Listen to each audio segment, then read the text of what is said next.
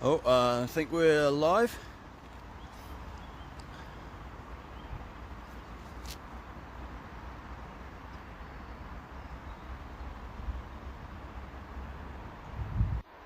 Hello, Catherine, Tish, Susan. Hello, hello.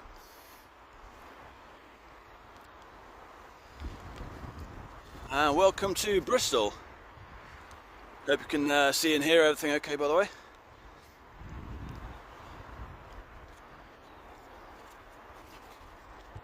Hello, Rebecca.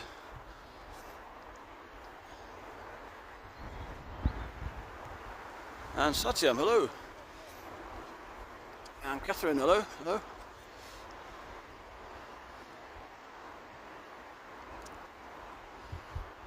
So yeah, I thought I'd give you a 10-minute pre-tour of the Clifton Suspension Bridge, because why not? And hoping I don't get cut off this time. It was a bit of an episode in Tunbridge Wells I had the other day, so apologies if you were on the receiving end of that interesting development there. Oh, thank you, Kim.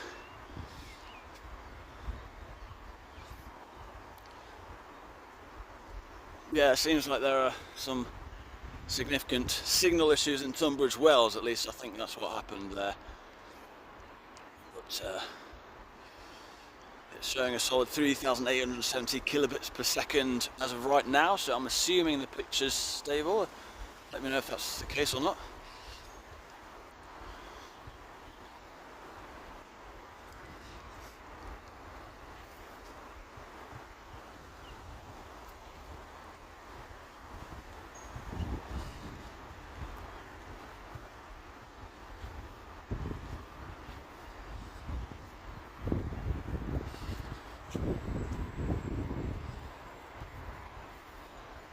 Yeah, I hope you're all having a good Thursday.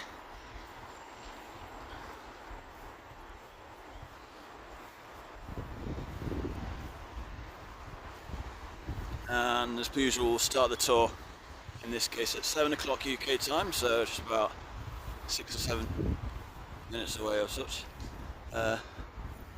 Oh, thanks Tish. Yeah, it was what it was, as it were, so we live to see another day, I hope. So here we are.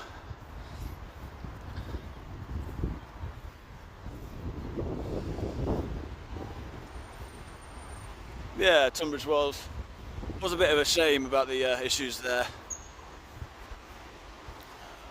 But I suppose there are just some places like that where the signal's so bad you can barely use your phone for checking the internet or anything. So I knew I was risking it when I realised that was the case.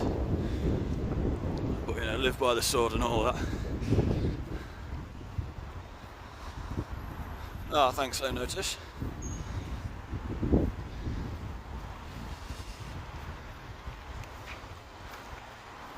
Yeah, Bristol is of course a big city, and I am debating whether or not the cities are where it's going to be at with the YouTube live streams. You having a cup of tea and relaxing after touring in Pompeii? Oh, nice, Susan. How would that be, Raffaele? Because if so, I've seen he's got to grips with Streamlabs, which is very encouraging.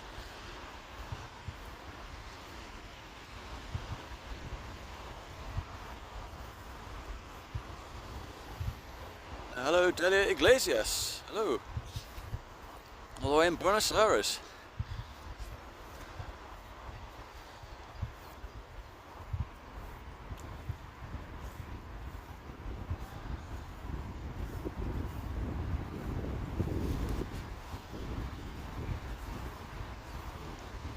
Raphael, oh, that's good, yeah.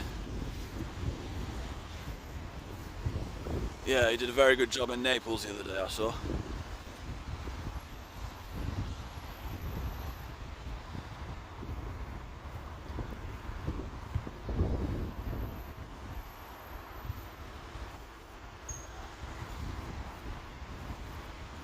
Had issues logging on. Oh. What was it? Late to start or something in particular?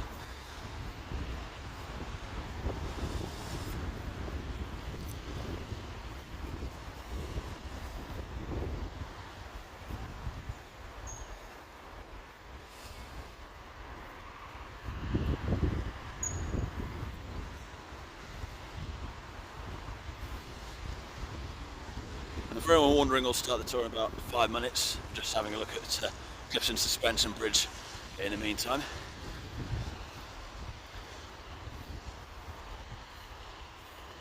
You can do landscape mode. Oh, did he start it in portrait and then you can never go back to landscape? Is that it? Sounds cool, isn't it? Well, it's yeah, it's been a bit on and off with the rain here, so. Oh, you visited Clifton Bridge, did you? Oh, nice. Yeah, I crossed it a couple of times earlier just to get the old heart going. It can be a bit tricky if you don't have a head for heights, I'll say that much. Oh, thank you, Rebecca, thank you.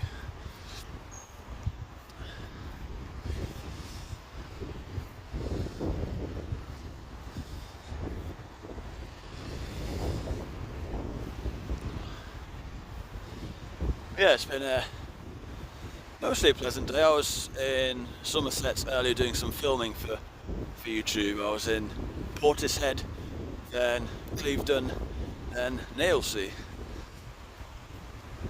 So they'll be featuring on the channel at some point in the near future.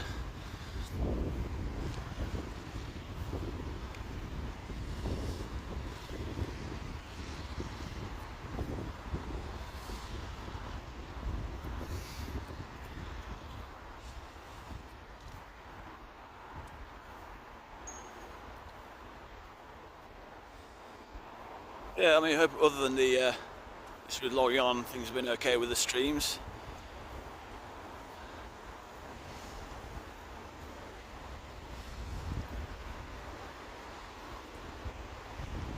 If anyone has any queries, of course, I'm on hand in that regard, and that goes for things like screenshots as well.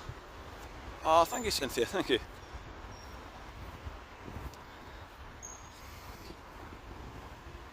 Right, sunshine people in t-shirts in London. Oh, actually, Patrick was in London, wasn't he? Yeah.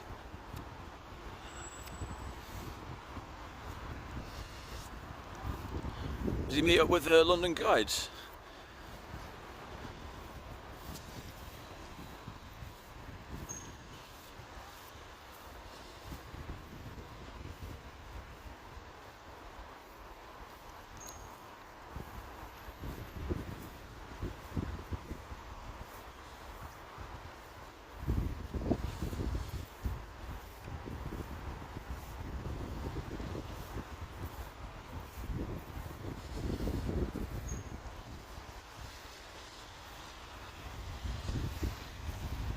a.k.a. goes, I hope he's had a good time in London.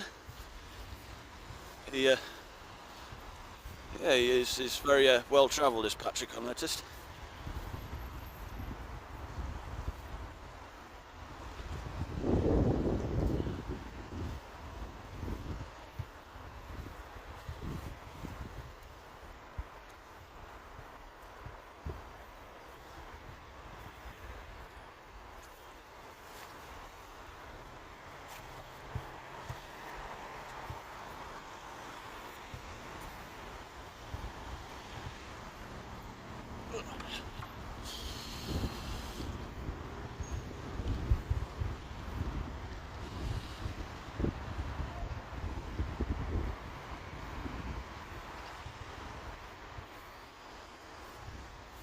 Oh, Kurt Vile, nice to see you again. Glad you found the YouTube channel.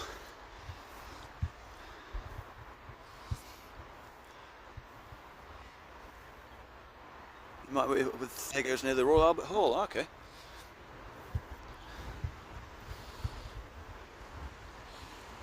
Well, I believe the time is ticking over to about 7 o'clock any second now. And I'll make it about now, so I shall swing the camera around and say hello. My name is Alex, aka 4K Explorer, and yeah, just to explain, I've recently started doing live streams. I have done live streams in the past 9 months or so on a different platform called heygo.com, if anyone's wondering, hence why some of you know me from that. Sadly, the platform didn't survive, and we have since migrated to, in my case, YouTube Live. So here we are, and essentially it is a tour of, in this case, Bristol, So the idea is I'll give you a bit of the history as we have a walk around, and we'll take it from there. And yeah, a couple of things. If you do want to support, there's a rectangular block with a $sign below the chat if you're interested in doing that, but of course that's entirely up to you, no one's obliged, of course. There's also a function to take screenshots if you will. There's details in the description below. Also, I should say a special thank you to those who responded to my Facebook post. For those of you in the heygo.com community, I have just started up a sister channel just yesterday, and there's a link to that in the description as well, and it's very exciting for me. I see I've had a lot of subscribers already, and I'm quite thrilled about that, and very touched by the support, and I shall do my best to fulfil my end of the bargain and provide you with something I'd like to think is quite entertaining to watch. So as you see, I've already done one on some of the British towns in Surrey, and there's plenty of opportunities out there to do, for instance,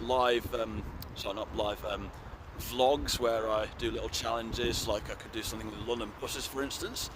And oh, hi Shaquille, hi. And am I available after the tour? Well, I can take questions as and when, but thanks Marlene. But yes, that's super exciting. It's something I've been meaning to do for quite a while, to open a sister channel and to give me a chance to actually speak rather than just walk behind the camera.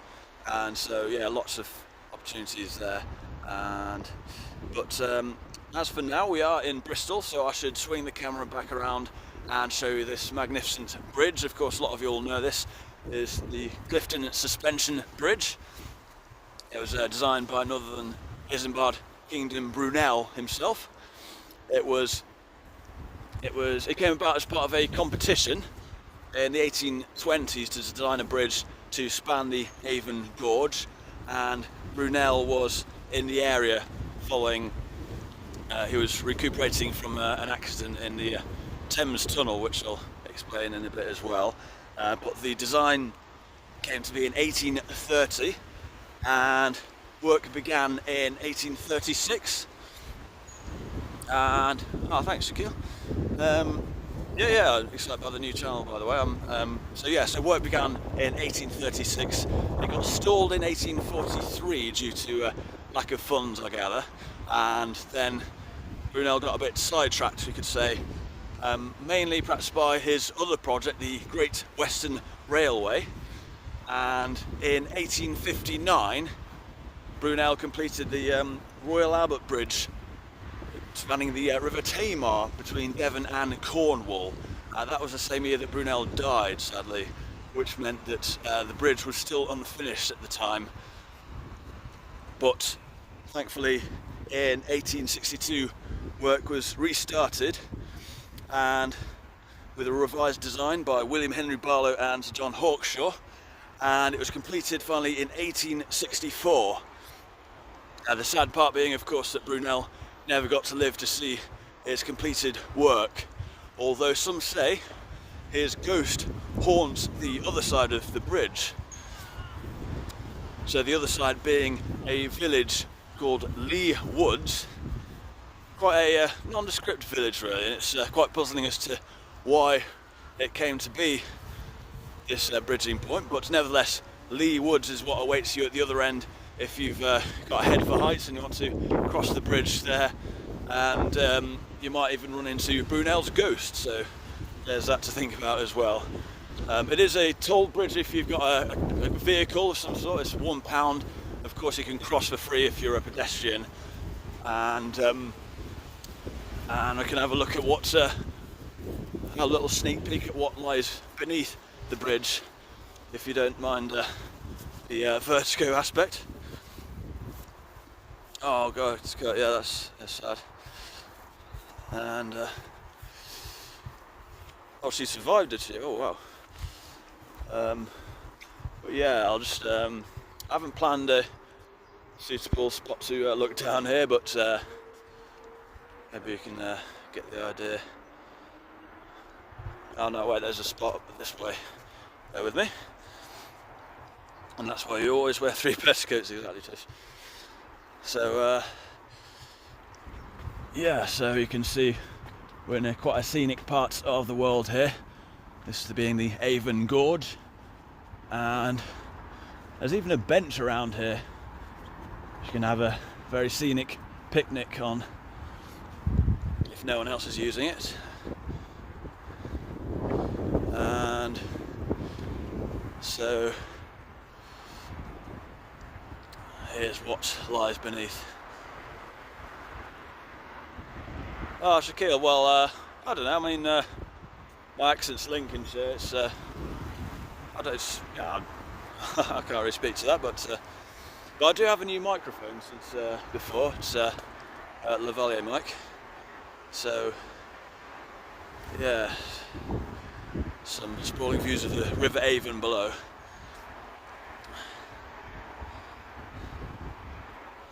So I'll just give you a look at it from this angle.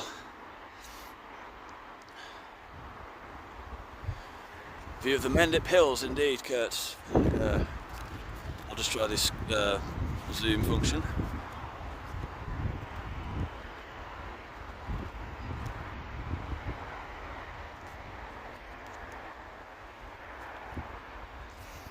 And the Mendip Hills, by the way, is where the waters that flow into Bath percolate through. And Bath, by the way, is where I'll be heading, all things going to plan, a week on Sunday. And that is one of my favourite cities of them all. And Bristol's not far behind either. So we'll have a little look at the Mendip Hills before we head on through into the city itself. So I'll just zoom back out. Oh, that's the wrong way.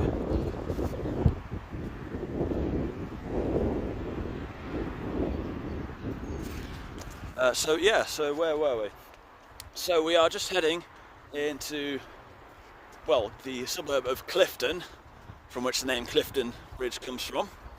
And so just to backtrack, because of course it was Brunel who designed the bridge, going back further, Brunel from his early 20s worked on a project for his father, Marc Brunel, who was a French engineer, and Isambard was working on the Thames Tunnel in London, which goes from Rotherhithe to Wapping, and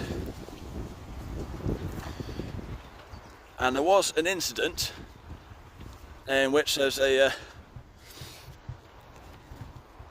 which meant that the tunnel had to be evacuated, and Brunel just managed to escape with his life intact. But to convalesce, he came here to Bristol, to pretty much this very spot in the Clifton suburb, and you'll see it's very affluent looking, with some nice Georgian and perhaps early Victorian buildings, and you can only imagine the inspiration he got when he was here, and must have been close to his heart as a project in order to span the Avon Gorge that we see here. He spent many a parting year living in Bristol. Ah, nice, Rita. Yeah, I've heard it's a good university city. Although I went to York University myself. Clifton the Rain by Al Stewart. Ah, I do love a bit of Al Stewart myself. So we'll just head in and take in some of the views as we go. And it gives me a chance to explain a bit about the early history of Bristol. So its origins go back to Saxon times, like a lot of British settlements, and the name started off as Brigstow, literally meaning place by the bridge, and they established a small port at the mouth of the River Avon. But that port quickly expanded, and by the 14th century it was England's second biggest port behind London.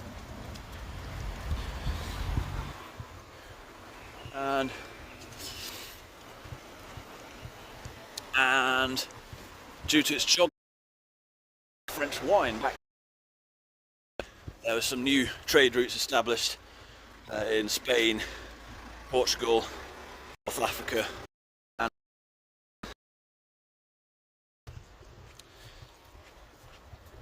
I'm just watching the kilobits per second going up and down a bit. It's at about 1200 right now, but let me know if there are any picture or signal issues. It should be okay, I think, but yeah, so anyway, so they started to search for new trade routes, which ultimately led to the discovery of North America. You had a studio on Stokes Croft before it became gentrified. Oh, right. But yeah, so anyway, so North America. So there was a, what do you call it? An explorer who went by the name of Giovanni Caboto, an Italian, but the trend at the time was to anglicise names like that, much like they did with Christopher Columbus. So they had him known as John Cabot, and he did something very significant indeed.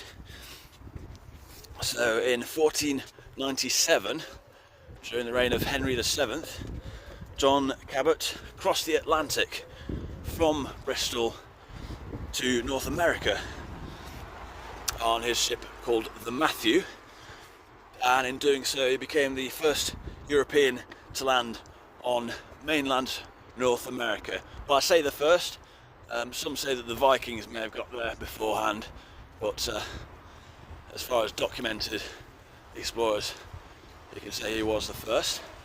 In the meantime, we've got a lovely dog here, by the way. In the meantime, we are on a street which is Royal York Crescent, and it's quite a significant one. This is said to be the largest crescent in Europe, and there's a bit of a backstory behind it as well. So this came about in 1791. Work began on laying out this street. There's a statue of John Cabot on the harbour side indeed, Kurt. I'll try and get to that when you head down that way.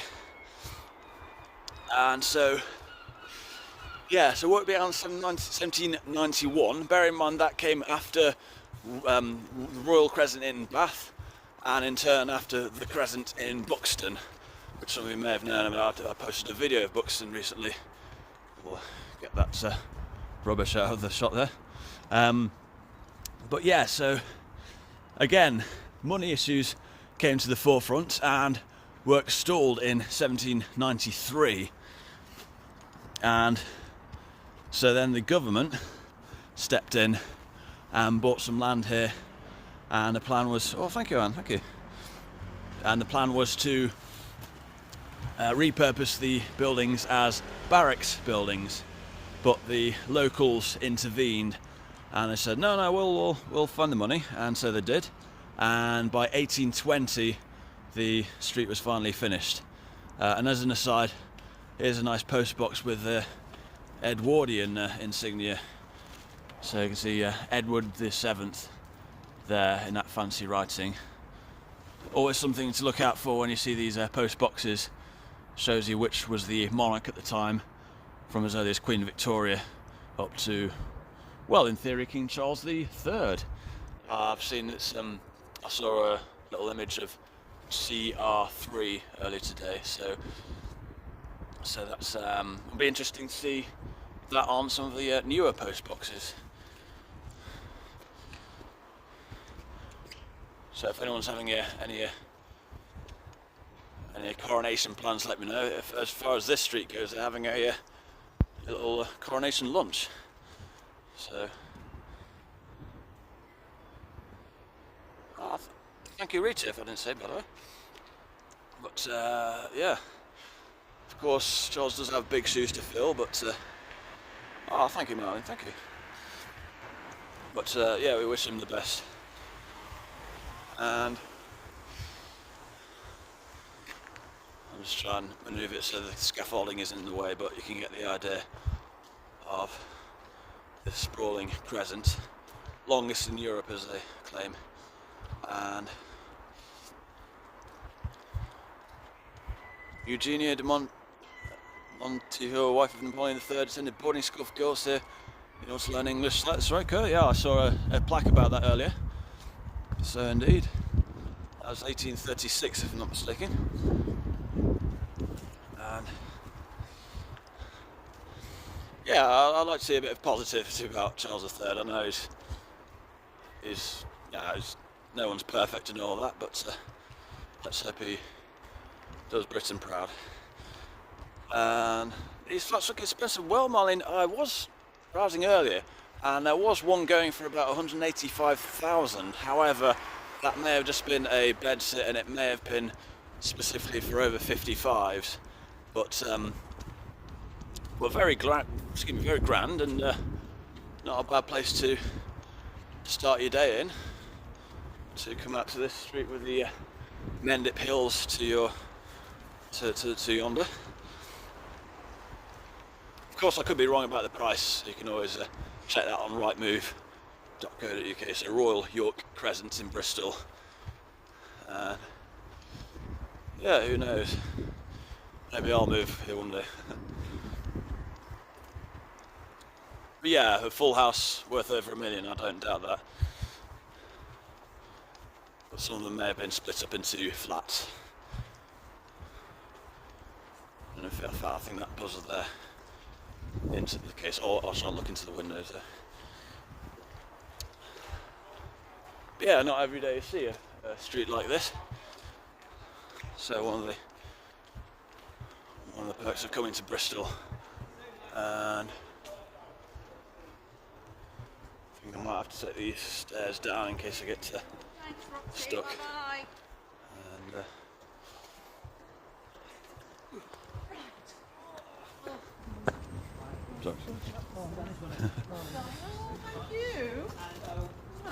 so,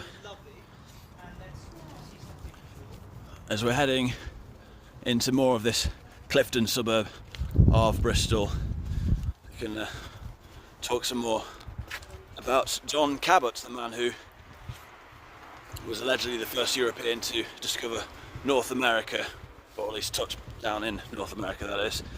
And for his efforts, he received a pension of the sum of £20 per year and a lump sum of £10.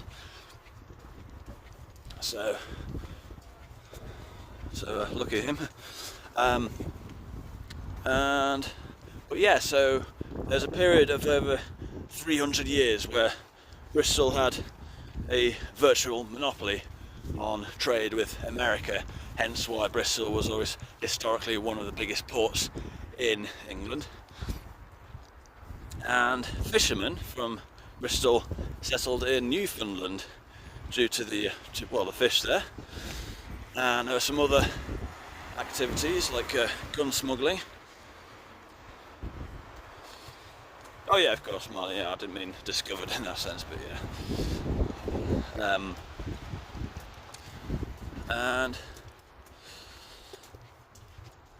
And yeah, on another note, there's also a castle in Bristol, but of course that was destroyed by Oliver Cromwell, as were a lot of castles in the aftermath of the English Civil War.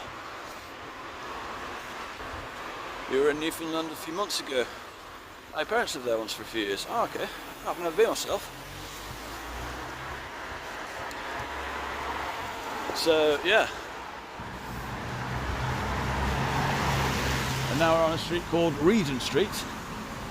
So a namesake to the one that a lot of people know in London. And again, a hint of the period in which it was laid out.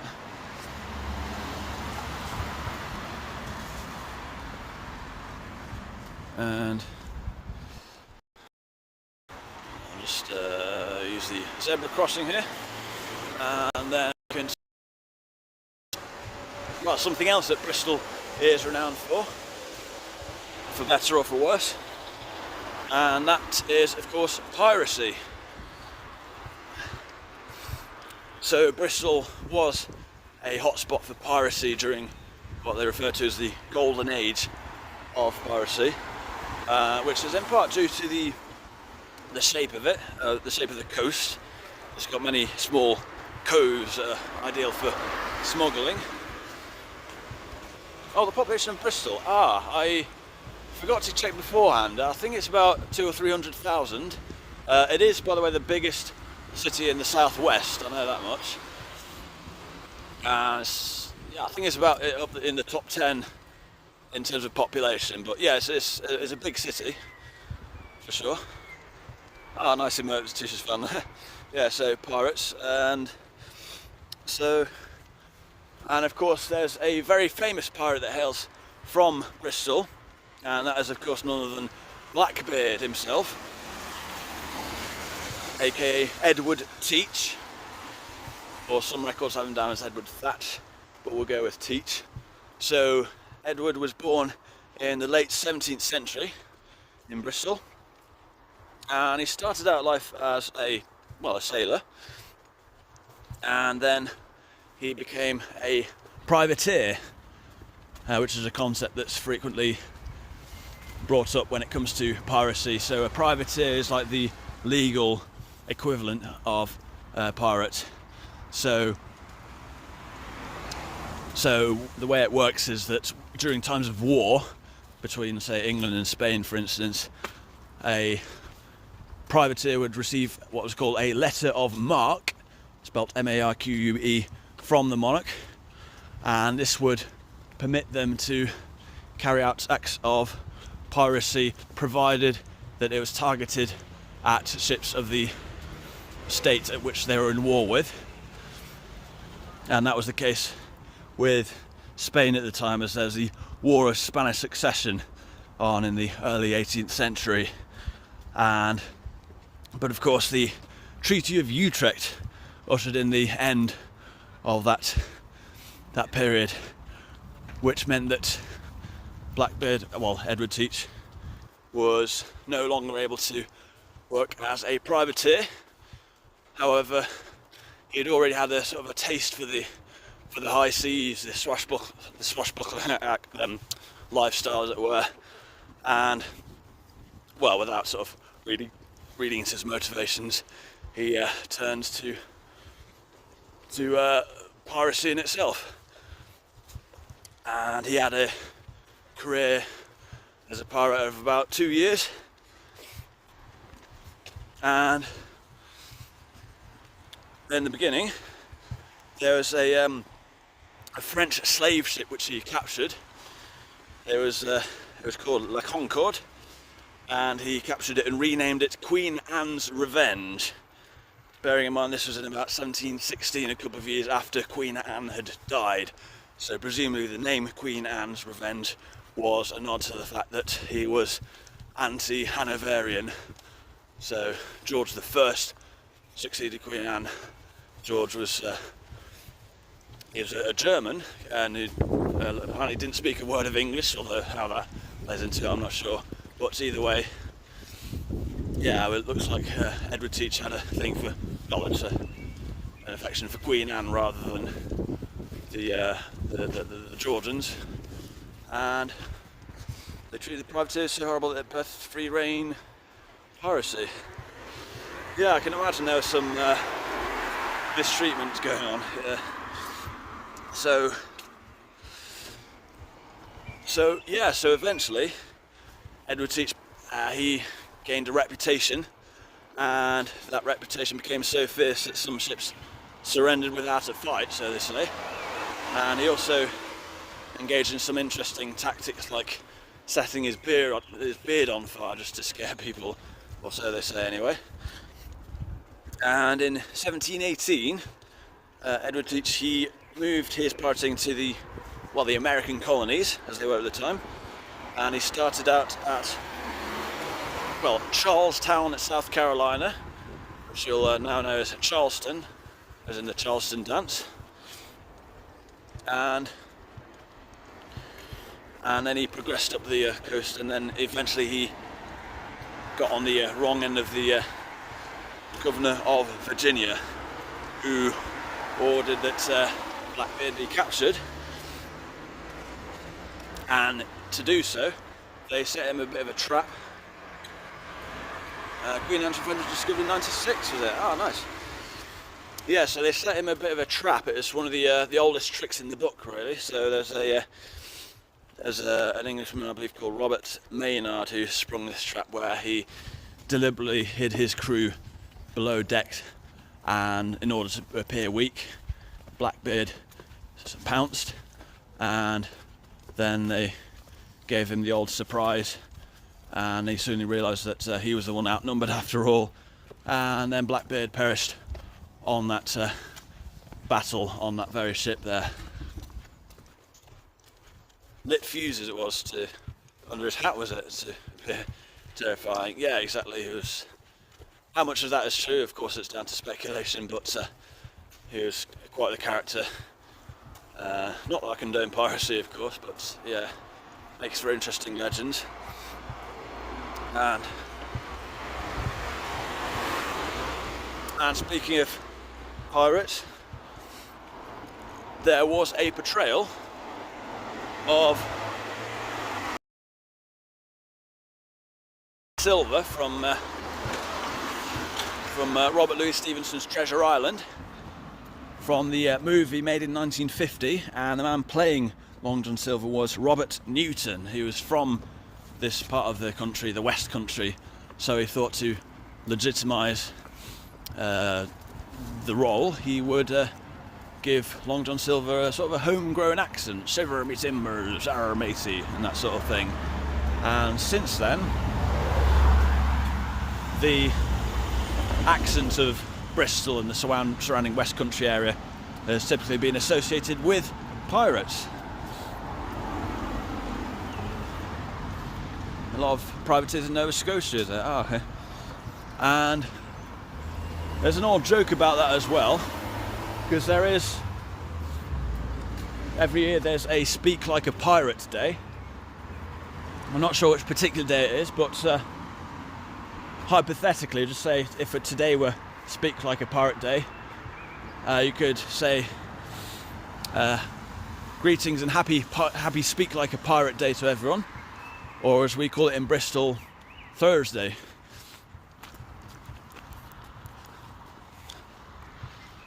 So it is a great accent they have down this part of the country, I'll say that much.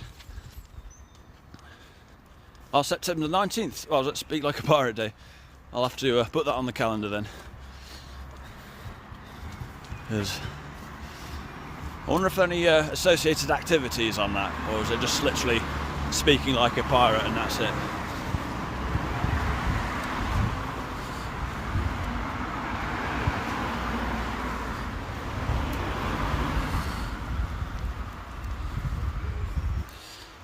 And yeah, as we head further into the city, I'll just note the elephant in the room, of course, because there was slavery did play a role in the growth of Bristol, specifically the triangular trade, where goods were sent to West Africa, slaves were exported to the Americas, and from there various goods were sent back to here, like sugar, chocolate, cotton, tobacco, and so forth.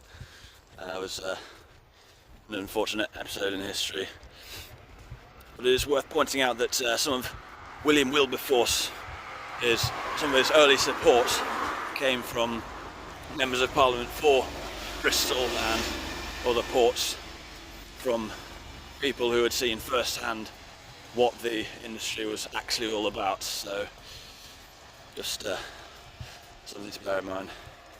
Set your beard on fire like a pirate day. That'd be taking it to.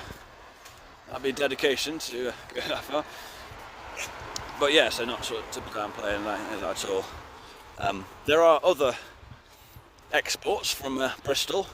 For instance, Fry's Chocolate was founded in 1761, and that, they say, was the first instance where the idea of eating chocolate was introduced, as opposed to drinking chocolate, which is what they did beforehand, pretty much exclusively. Some local libraries will do a little pirate-themed activity. That sounds fun. So, and then of course there's glass making. There's the famous Bristol blue glass that's somewhat famous for. And there's also a brewing industry, so there's the Bristol Cream Sherry. So various exports from here. And as we head round the corner, we'll soon see Bristol Cathedral. Before we get to that, I can talk a bit about the transportation as well. So the main station here is Bristol Temple Meads. It's an absolutely beautiful station for those who've seen it. It opened in 1840 or thereabouts. It was at the time it was the terminus of the Great Western Railway from London Paddington, although it was later extended to Penzance in the end after the opening of the Royal Albert Bridge, which I mentioned earlier. But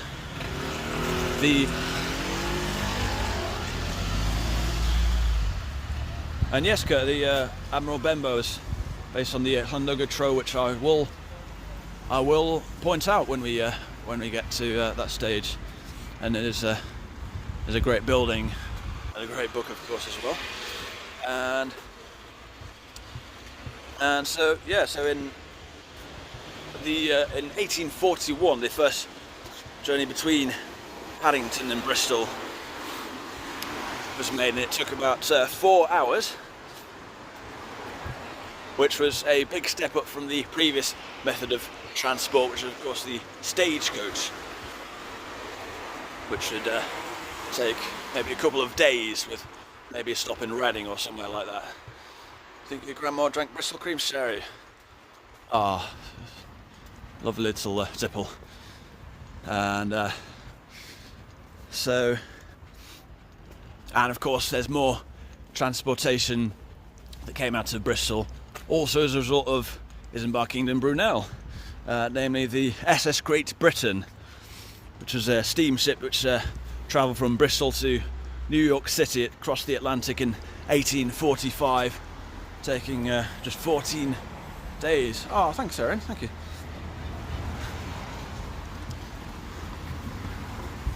So, yeah, it took about 14 days to cross the Atlantic in 1845, an improvement on 1497, which took about a couple of months, if not mistaken. But, yeah, it's an absolutely iconic piece of engineering from Brunel, who was very much a Victorian Renaissance man, if you like. He was a master of several trades. So,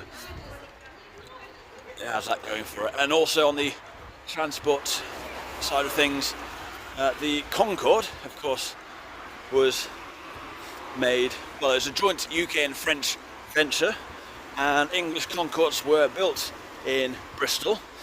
The first commercial flights were in 1976, and you could fly from London to New York in 3 hours, or to put it another way, you could go back in time 2 hours due to the time difference there. They have a Being Brunel exhibition on board there. Oh, nice. And yeah, so Concorde was, back in the day, a great way of transporting people across the Atlantic, which became useful for things like transporting Phil Collins across in order to play at 2 Live Aid events, one in London, one in Philadelphia, because that's the kind of thing you do when you're Phil Collins. But yeah, it wasn't to last, unfortunately, and not sure why Concorde didn't last. Was it just not profitable, or? But yeah, they did the last flight a couple of decades ago, which was sad because it was an iconic piece of engineering.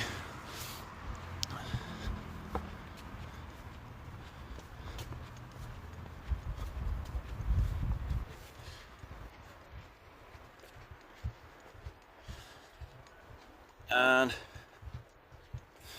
it's also famous for the Plimsoll line, named after Samuel Plimsoll, born in 1824 in Bristol. As the Plimsoll line was a method of preventing ships from being overloaded, so they're very conscientious about things like that here.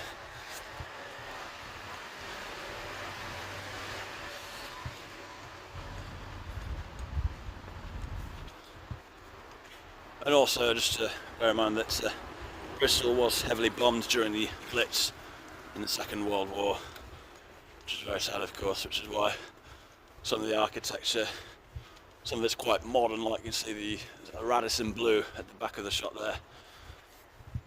But on the flip side you have great buildings like Bristol Cathedral, which survived, and which we are just approaching now. As we get into the shot, I'll elaborate on Bristol Cathedral. So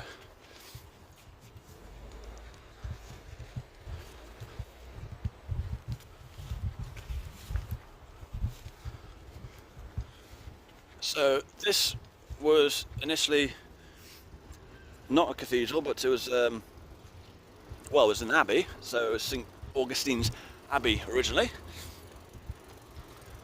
Oh yeah, plimsolls. Yeah, they're like beach shoes. I think they're named after Samuel Plimsoll, if I'm not mistaken. And oh, thank you, Daisy. Thank you. And yeah, it reminds me of the early days of primary school plimsolls. But yeah, so this is Bristol Cathedral, which was once upon a time St Augustine's Abbey, dating back to 1140, when it was founded and consecrated in 1148. But after the dissolution of the monasteries, Henry VIII created a series of what they call new foundation cathedrals, which included Bristol, so they essentially repurposed it as an Anglican cathedral. And hence Bristol was granted city status in 1542 with the formation of the cathedral and the diocese around here. So there's the abbey turned cathedral, and you might be wondering about this statue here. Nice rose window it is indeed. So the statue here is of Raja Ram Mohan Roy, I hope I've said that right. So he was born in Bengal in 1774, said to be the father of modern India, and he did something very important. He helped to end sati, which was the practice of burning widows, which is horrific to think about. But he came here to Bristol as an ambassador in 1830, died in 1833.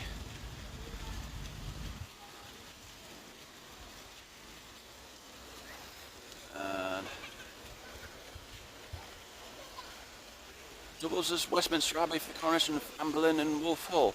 That's interesting because it does have a Westminster Abbey kind of a vibe to it, except with a different kind of stone, I suppose. But yeah.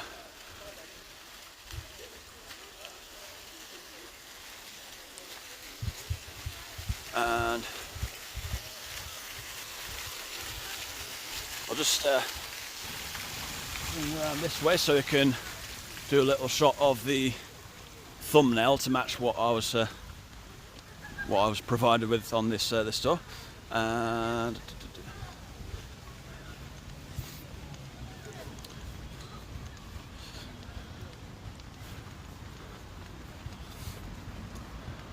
so yeah, Bristol is it's somewhere that's not too far out from London. Well, it's about 2.5 hours on the coach. My top tip would be to take the National Express, because I actually got to Bristol today for £3.50 from London, and the return trip is £3.50 back, so that is quite the bargain, if I say so myself. Also, up until the 30th of June, they're doing a deal on the buses where any single journey will cost no more than £2 for adults. There's a little scheme to help with the cost of living, which I think is a great scheme. It's just a shame that they may cut it at the end of June, but there we are. So travelling on a budget is something I'm quite passionate about, and perhaps that's something I can touch upon on my new YouTube channel, my second channel, which there's a link to in the description, which is a very exciting development. And so In the meantime, we have a statue of none other than Queen Victoria herself, and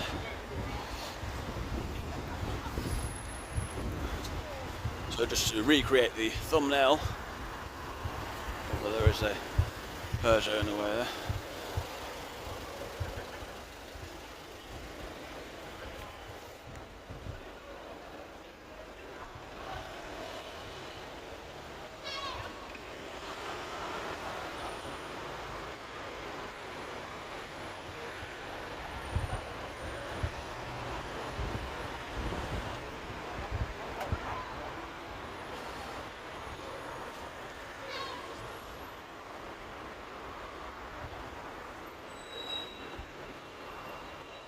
So Queen Victoria overlooking the city of Bristol, and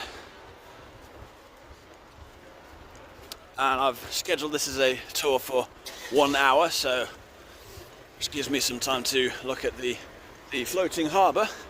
So I'll just head this way so I can do just that. Unveiled in 1888 by her grandson Prince Albert Victor, indeed. So have a couple of last looks at the cathedral in the meantime.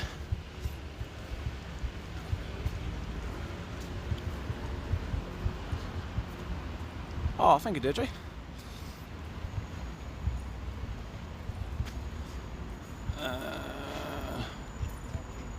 She doesn't look very amused. Well, yeah, I mean, Victoria, she had a rough old time after the death of Prince Albert. She clearly loved him very much, hence why there's so many statues of Prince Albert across the country.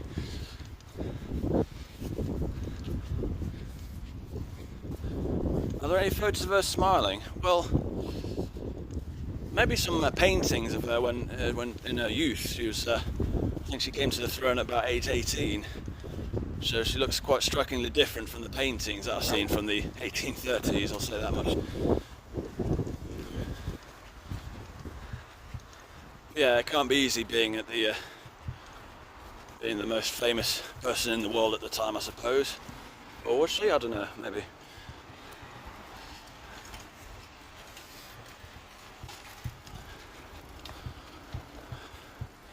But I'm sure King Charles III will crack a smile or two at the weekend. I'd like to think, anyway. Why don't I make a second YouTube channel? It's something I've been meaning to do for quite a while, Erin. It's the idea is it'll give me a chance to actually talk about the places that I've been to. For those who know, this channel that you're on now, 4K Explorer, it's predominantly ambient walks of towns and cities where I don't say anything, I just walk the camera around a town centre. So these live tours that I'm doing now are a recent addition, but with a second channel it will allow me to sort of push the boat out and also do videos that will sort of appeal to another audience without alienating those who come to the videos on this channel for the relaxation aspect or the nostalgia aspect. So, because the thing about YouTube is it very much tries to confine you into a sort of pigeonhole you into a niche, and if you venture outside of that niche they can penalise you for it by falling afoul of the algorithm, if you like. So, oh and yeah, We the Curious, this is a museum I believe from the year 2000, so something that can be visited.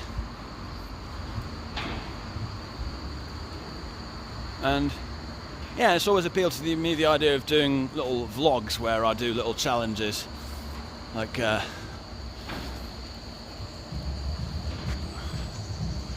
are a lot of little travel hacks, for want of a better word, where you can save a lot of money by using buses here and there, and just things like that.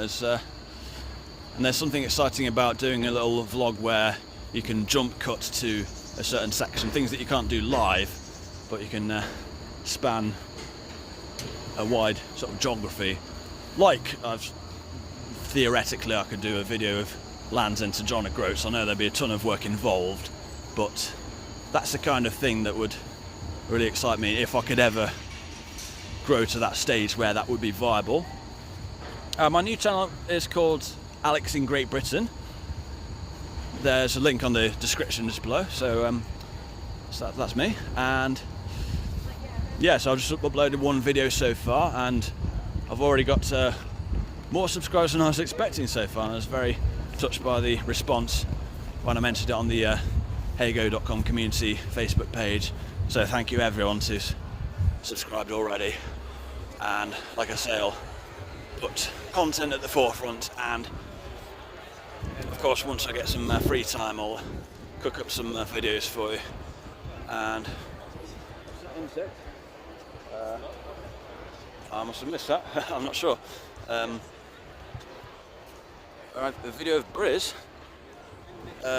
What's Briz? Sorry.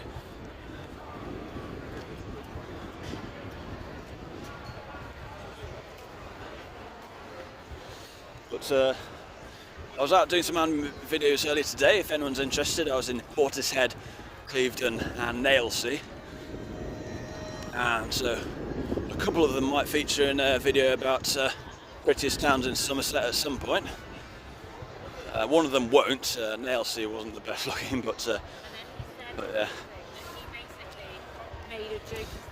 Well, we are now in the floating harbour, so called because the harbour at Bristol declined with the changing water levels of the River Avon. So to compensate for that, they made this sort of man-made harbour where the water level doesn't change.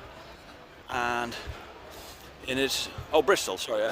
Oh yeah, I've done an ambient video of Bristol. It's yeah, the easiest way to find it would be you can search through an individual YouTube channel's videos. I'll be if you just search for Bristol, it'll be there. It's basically pretty much what I'm doing now, except without the talking and in 4K, so higher resolution. And I remember coming here with Liam on Heygo. Ah, did I meet Liam? I'm not sure.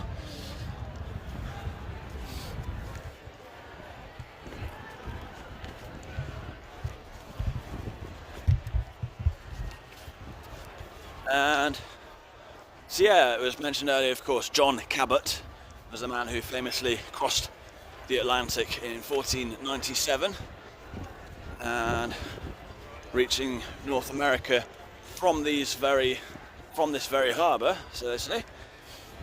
And so here is a statue or a sculpture of the man himself.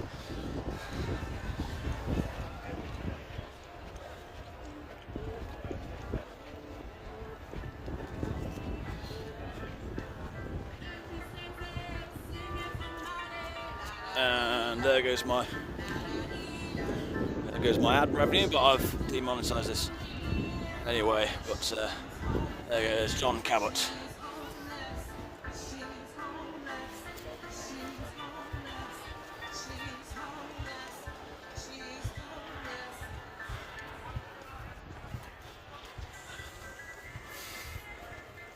And also in the distance there, you might be able to spot this very striking church. And this, of course, is St Mary Redcliffe Church, which I'll give you a proper shot at. Oh, I think I remember seeing someone called Liam who did a bike tour of Bristol, now you mention it.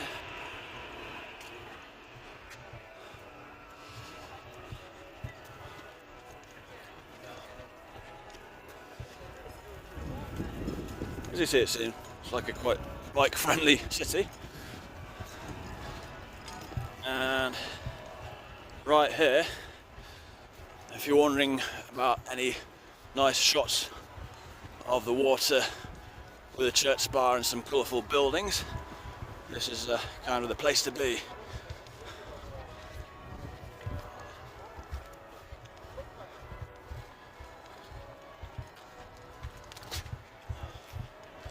I'll see if I can zoom in on the church as well.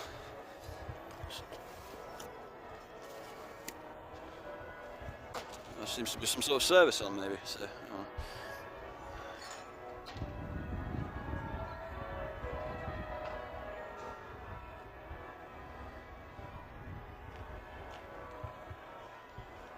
Yeah, so St Mary Redcliffe Church. They say it's the second tallest spire in southwest England, behind of course Salisbury Cathedral. Although there are quite a few spires taller than it in the rest of the country, including my hometown in Louth, Lincolnshire, if anyone's interested. There's a church called St James's Church, but anyway, I suppose there's more to it than the height of the spire. But either way, this one is quite striking, can be seen for miles of course. Practicing bells for coronation? Oh, could be.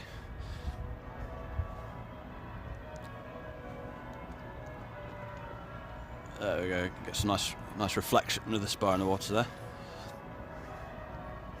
Anyway, if you want to share any screenshots on social media, then be my guest. But, yeah, Bristol rarely fails to disappoint in aesthetics. So, right, so there is one or two more things to show you before I head back on the coach to London.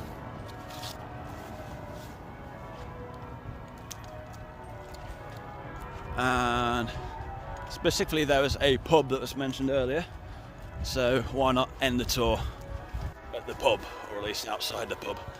So in order to get there, I'll just have a nice little waterside walk in the meantime.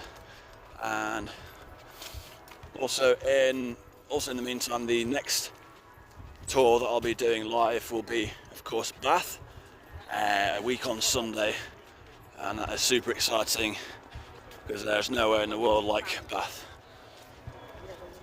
Oh, closed chat on.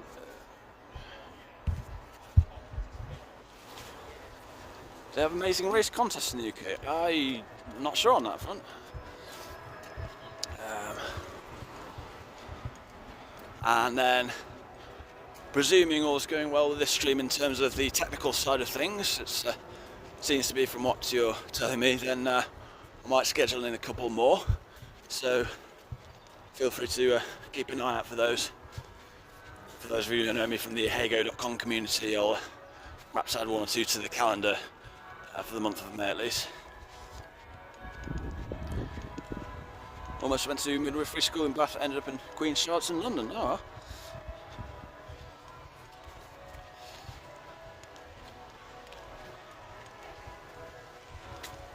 I always thought that must be quite a pleasant trade, being a midwife, seeing people's most special moments of their life and being a part of that. Of course, in just my layman's opinion.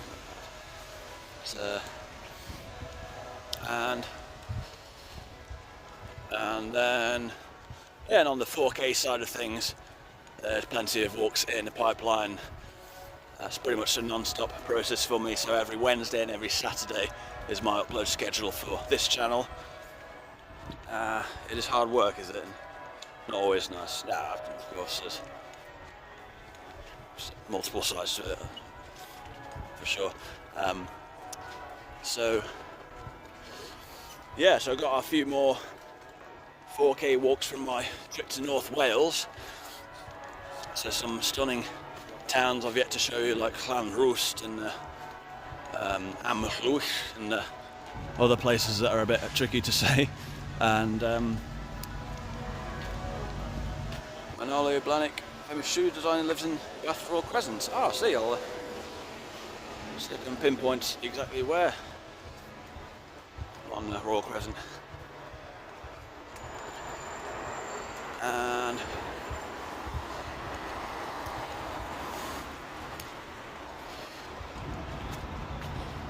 And yeah, so what day does it say? So on Thursday, so on Saturday, all going to plan. I believe I'll upload a video of Sandwich, as in the town Sandwich, not a edible sandwich, but yeah, a beautiful town in Kent, which I was at the other day. So that'll be on the 4K pre-recorded walks on Saturday, all going to plan.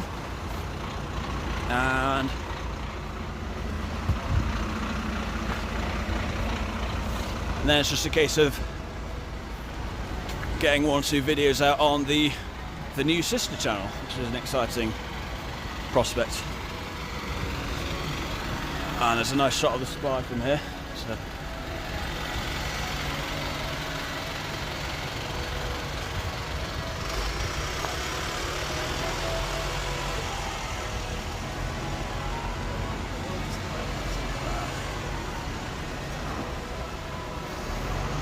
Actually, yeah. Shan't get too sidetracked. So.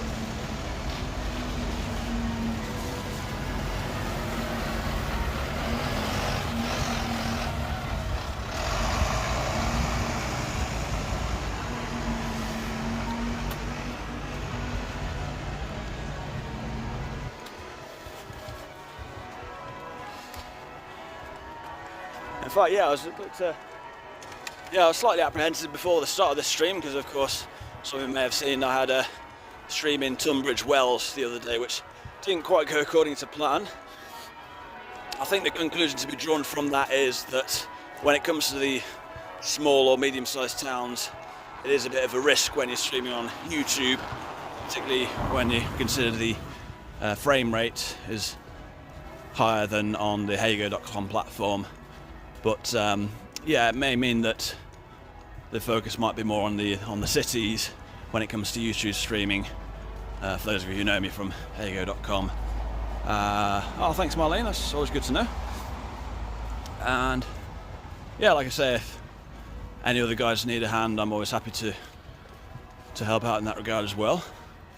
And in theory, this should be available to watch after the tour. There may be a delay about an hour or two, but if you're watching now, then you'll have already caught much of the tour already, I suppose. But just one thing to point out as well. And what else is there to say? So, like I say, we're heading towards that very iconic pub, but I'll just hold off talking about it until we get there.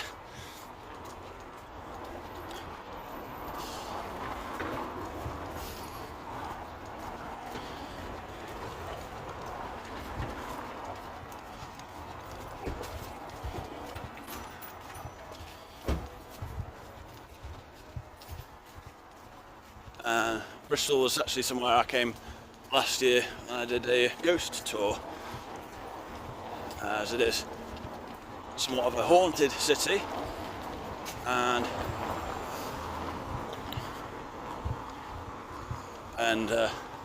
one instance of its hauntings is the pub which we're about to see. Oh, thank you, Marley, thank you. Aaron Patrick mentioned they discussed streaming with me. Oh, okay. As in, did I? I'm trying to think if I mentioned that. Yeah, I think they were just sort of looking to getting started streaming. It looks like they must be inches off monetization if they're not there already, because they're doing a great job on their YouTube channel. That's A&P Adventures, if anyone's interested. It's a great New York guide, that is.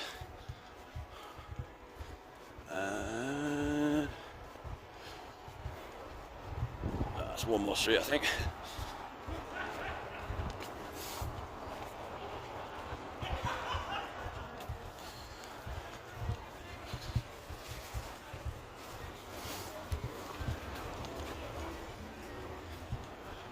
Love to see a ghost tour of Bristol, reads it. Well, no, you mention it. I could always do that this coming October.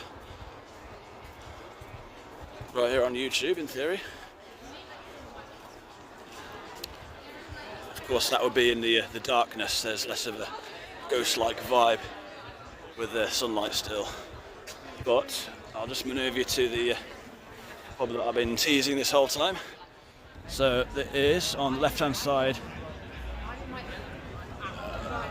the Llandoger Trow.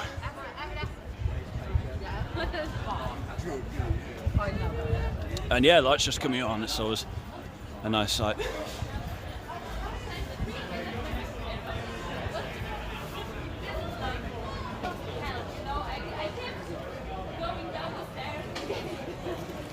So the Llandoger Trow is the name of this pub. The name comes from a Welsh village called Llandoger, sort of close to the border. And as Kurt says, supposedly haunted by 15 ghosts indeed. And so it dates back from 1664. And a trow, by the way, T-R-O-W, is a sort of a sailing barge that was used back in the 17th century. Oh, thank you, Colleen, thank you. And they said that Blackbeard himself drank here. And if that's not enough,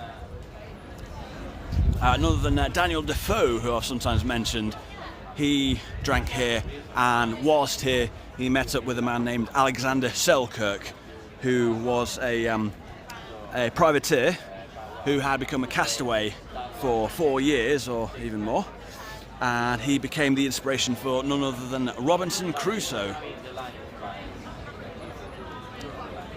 And if that weren't enough, even Robert Louis Stevenson visited this very pub instead, which inspired the Admiral Benbow off Treasure Island. So quite the inspirational pub in that regard. And as was mentioned, it's said to be haunted by 15 ghosts, including a small boy named Pierre, who doesn't realise he's dead. It's quite a sad tale, but maybe I'll save that for a Halloween tour. But in the meantime, I've built this tour for an hour, so in theory I'll just be wrapping it up here, and in closing just give you some shots of this very iconic pub.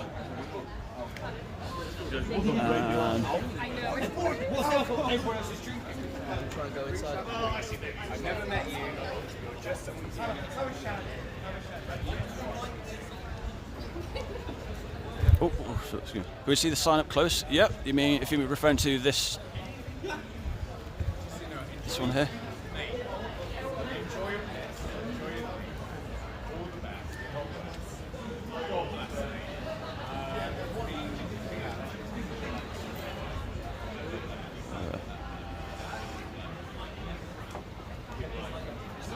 And there we are. Just trying not to get anyone else in the shot. So, like I say, the next live tour scheduled is for Bath on Sunday, but I'm just thinking now I could schedule another one for Saturday, because I do have some business in Nottingham, so I may see you that way on Saturday, and maybe one or two more on the pipeline as well. What will the pub inspire me when I've had my drink here?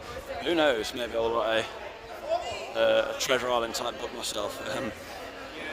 But yeah, so just to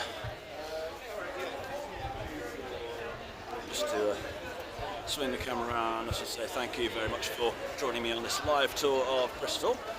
It's been an absolute pleasure, and I hope to catch you on another tour shortly on this very channel. And I shall wish you a very pleasant remainder to your Thursday, or it could be Friday if you're watching from somewhere east. And until the next time, have a great one, and I shall see you when I see you. And yeah, if you want to follow the sister channel, that would be amazing as well. So very exciting times for me. And yeah, so I wish you all the very, very best, and I'll until the next time, take care, and that's goodbye from me.